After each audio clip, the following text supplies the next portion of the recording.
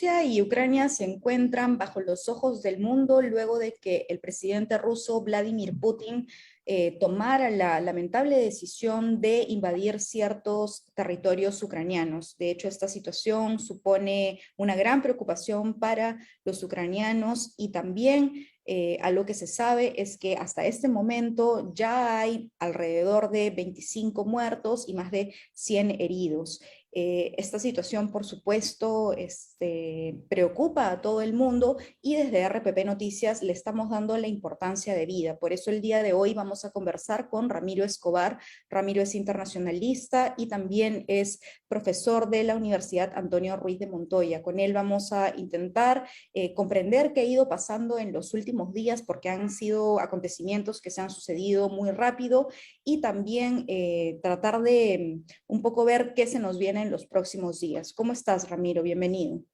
¿Cómo te va? Un gusto de saludarte nuevamente.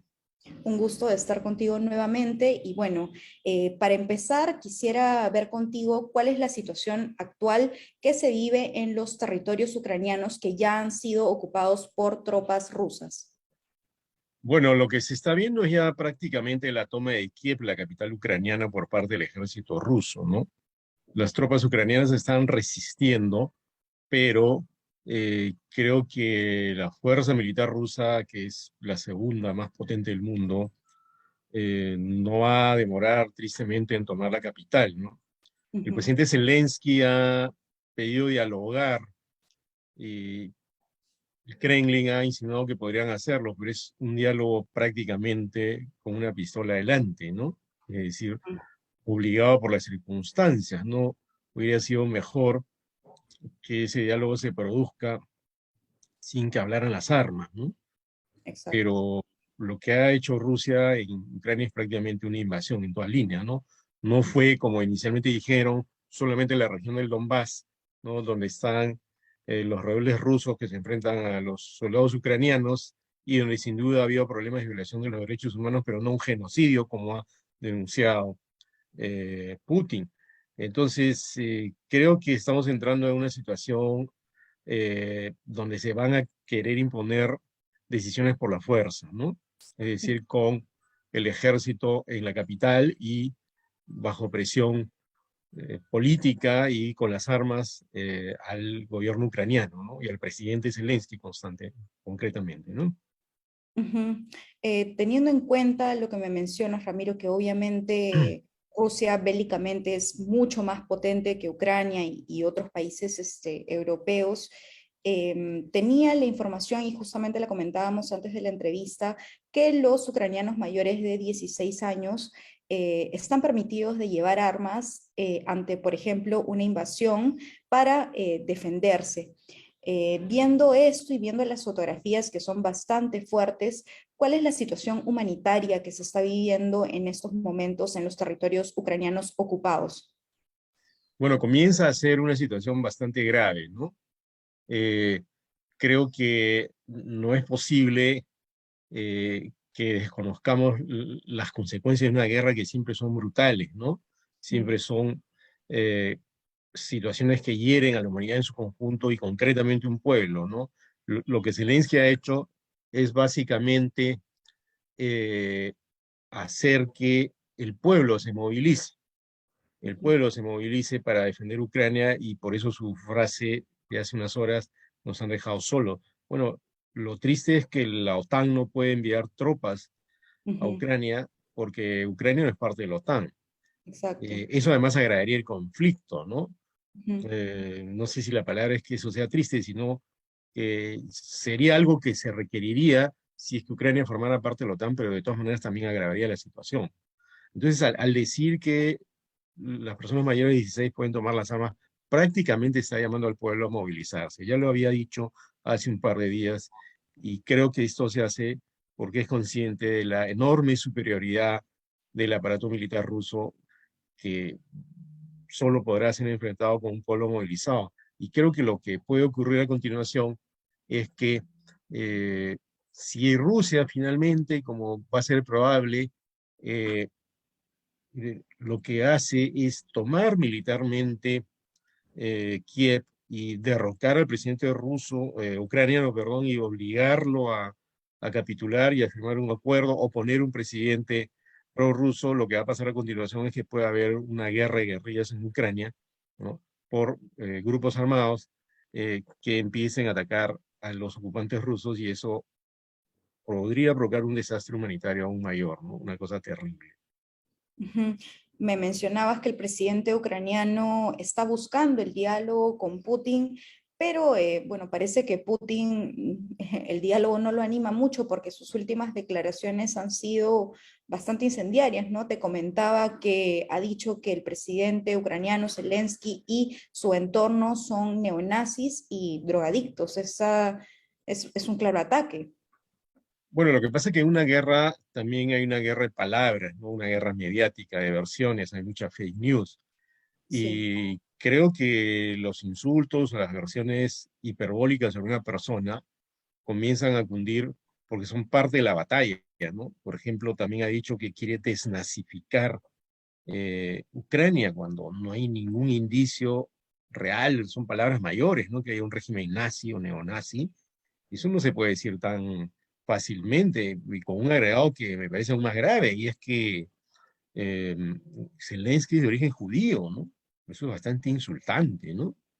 Y además tampoco hay un genocidio comprobado. Un genocidio es la actitud deliberada de eliminar a una etnia, a un pueblo, con una planificación muy detallada, o como lo ocurrió en Ruanda, ¿no? Una especie de destrucción de una etnia, un pueblo, y eso no se está produciendo en Rusia. Evidentemente sí hay enfrentamientos, hay hostilidad contra los prorrusos por parte de las autoridades ucranianas en la región de Lugansk y Donetsk, pero un genocidio es un fenómeno mucho más violento y que yo creo que no hay ningún indicio que se esté produciendo, ¿no?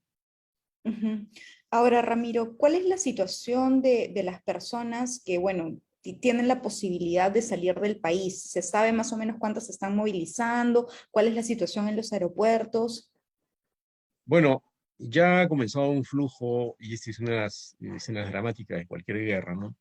La gente que huye de sus casas, ¿no? De sus propias ciudades, dejando sus propiedades, dejando el lugar donde viven, ¿no? He visto unas escenas dramáticas de familias con niños, ¿no? Ucranianas huyendo sobre todo hacia Polonia. Polonia ha relajado sus controles migratorios para dejarlos entrar. Vi el caso de un taxista polaco que incluso se acercó a la frontera para llevar gratis a los refugiados ucranianos a lugares donde pudieran estar. Entonces, hay una cifra que han difundido que es de aproximadamente 50.000 personas, 50.000 ucranianos que ya están pasando a Polonia u otros países y probablemente con el paso de las horas y los días sean más, ¿no? Porque si la guerra se agrava, si comienzan a caer más misiles sobre Kiev que ya han estado cayendo, Ujú. entonces probablemente vaya a aumentar el flujo de refugiados y vayamos a ver desastres humanitarios de gran magnitud que no se veían en Europa desde la época de, de la guerra de los Balcanes, ¿no? Sí, bueno, es terrible ahora que me mencionas que los ucranianos están huyendo con sus familias. Yo también he visto fotografías que hasta huyen con sus dos, tres, cuatro mascotas y a pesar de que estamos viendo, bueno, el lado más feo de la guerra, también estamos viendo por una parte el lado más humanitario, ¿no? Por parte de personas que sí deciden ayudar a los ucranianos. Eh, Otro tema que quería revisar contigo, Ramiro, es que, bueno, si bien Ucrania no es parte de la OTAN, eh, varios países, Alemania, Francia, han dicho que van a aplicar sanciones económicas a Rusia. ¿Cuál podrían ser estas sanciones y en qué momento podrían darse? Bueno, ya se han anunciado varias, ¿no? Ujú. Hay varios bancos rusos bloqueados, hay eh, una neutralización de las posibles operaciones financieras que se pudieran hacer en Estados Unidos para los miembros de la Duma y otros funcionarios del gobierno ruso. Eh, Incluso se han usado que podrían bloquear el código SWIFT, que es el que acá es familiar eso para quienes reciben o mandan dinero al extranjero, ¿no? Es un código que se pone para transferir dinero al exterior, ¿no? Entonces eso también, eso no se ha hecho todavía, pero se podría poner en marcha y eso afectaría la economía rusa. También se ha suspendido la certificación del proyecto de gasoducto Nord Stream 2 que va desde Rusia a Alemania y que iba a llevar gas directamente sin pasar por Ucrania. Entonces hay una ola, digamos, de sanciones de momento económicas, porque como la OTAN no puede intervenir militarmente, está apelando a hacer eso, ¿no? Está presionando económicamente a Rusia, pero ojo que hace unas horas Rusia ha dicho, ¿no?, que ellos van a responder. ¿Cómo podrían responder? Todavía no queda claro, porque Rusia no es como China, que es una gran potencia económica, es una potencia militar y política. Tiene, por supuesto, una industria tecnológica, por ejemplo, que es muy importante, o la industria de las vacunas, recordarás la vacuna Sputnik, ¿no? Ese nombre simbólico que aludía al primer satélite lanzado al espacio. Y de ahí, en esa zona, perdón, también podrían recibir un golpe, porque Estados Unidos ha dicho que no van a haber importaciones tecnológicas desde Rusia, y ha dicho algo más, que para mí fue bien simbólico. Cuando habló Putin, dijo, vamos a destrozar el proyecto aeroespacial ruso. O sea, eso era como volver a la época de la Guerra Fría, ¿no? Entonces, Rusia se va a ver golpeada, pero creo que dentro de sus cálculos estaba a recibir algunos golpes. Tal vez no tantos como había hasta ahora, pero en algún momento sí, eso creo que puede servir como una forma de presionar a los rusos, ¿no? Ujú. Y bueno, esta forma de presionar a los rusos, me imagino que Putin tenía medidas, algunas de las sanciones que se han aplicado, pero ¿cómo lo va a tomar la población? ¿Cómo está tomando la población esta decisión de Putin de invadir Ucrania? La población rusa, ¿te refieres? Sí. Bueno, ahí hay que decir algo que es importante. Eh, Putin es un personaje muy popular en Rusia, por eso ha ganado sus sucesivas elecciones. Es un gobernante de talante autoritario, pero es una especie de sex símbolo en Rusia. No sé si tú has visto sus fotos con el torso descubierto. Es Ujú. judoka, es cazador, es pescador, eh, pilotea un helicóptero y, Esta famosa foto encima de un caballo, además, ¿no? claro, ¿no? Y algunas personas dicen que es como una especie de sex symbol político, ¿no? La gente vota por él. Y además es verdad que desde que está Putin en el gobierno, ya sea como presidente o como primer ministro, estuvo un lapso como primer ministro y había otro presidente, Medvedev, pero es alguien que tiene un fuerte arrastre popular, ¿ya? ¿Y por qué hizo que Rusia volviera a ser una potencia más notable? Nunca dejó de ser una potencia, pero tuvo un momento de caída. Pero Rusia con Putin es como un nuevo eh, país, casi como la Unión Soviética, pero no es ya la Unión Soviética. Y es más, él ha dicho que le parecía un error que cayera la Unión Soviética, que estaba de acuerdo con que cayera el comunismo, pero no la Unión Soviética. Entonces, todo esto hace que la población rusa eh, lo apoye masivamente. Hay mucho nacionalismo ruso, pero ojo, que también hay disidentes. Se ha visto protestas en Moscú y en otras ciudades contra Putin por la invasión de Ucrania. Esa disidencia no sé cuánto pueda crecer. No creo que sea tan masiva como eh, la masa de personas que apoya a Putin. Pero acordémonos que hay antecedentes en la historia que provocaron decisiones que de pronto no estaban en el libreto cuando empieza a naufragar, digamos, un proyecto geopolítico y militar, como fue lo que le ocurrió a Estados Unidos en Vietnam y a la propia Rusia en Afganistán, ¿no? Si, por ejemplo, se establece un gobierno prorruso, hay guerrillas ucranianas apoyadas desde afuera, que muy probablemente va a ser así, entonces en un momento podría haber problemas y ese proyecto podría funcionar y entonces la popularidad de Putin podría caer, ¿no? Ujú. Ahora, con esta declaración de Putin de que supuestamente va a derrocar al presidente ucraniano, ¿qué podría hacer él? ¿Refugiarse en otro país? ¿Cuáles serían sus opciones, no? Bueno, yo creo que Zelensky está pidiendo dialogar, pero en una situación de fuerza, donde prácticamente está invadido, está amenazado, entonces eso es como obligarte a dialogar con la pistola cerca, ¿no? Y entonces, eh, quizás tendría algunas opciones, ¿no? Aceptar unas condiciones indignas, ¿no? Y pasaría a la historia de Ucrania como un presidente que no supo renunciar a ese sometimiento, ¿no? Lo otro sería que se vaya el país, se vaya, por ejemplo, a Polonia, a Letonia, a Lituania, que son países que están dentro de la órbita de la OTAN, donde hay un cierto parentejo cultural, eh, pero no sabemos realmente qué va a pasar. A mí me parecería que hay pocas posibilidades de que él se quede en el poder, y lo más probable es que los rusos pongan un presidente prorruso, ¿no? Lo que se llama un presidente títere. Bueno, eso es lo que han hecho en varios sitios, ¿no? Cuando hay algún tipo de levantamiento más pro-occidental, los rusos intervienen. Eso hicieron en Georgia, por ejemplo, con una parte del territorio georgiano, que también es un país, pero fue República Soviética.